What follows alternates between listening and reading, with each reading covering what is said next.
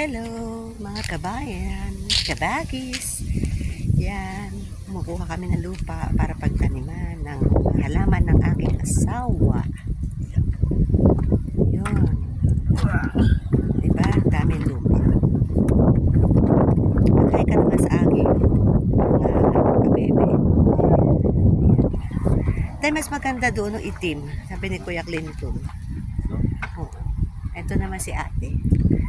Mukha naman siya ng lupang hinirang. Sa kainitan ng... Why? Naman, ito niya mabalik. Ne, sabi ko mas maganda ito, tay. Asan? Ay, kabulag talaga. Diba? Maganda daw to sabi ni Kuya Clinton. Ito?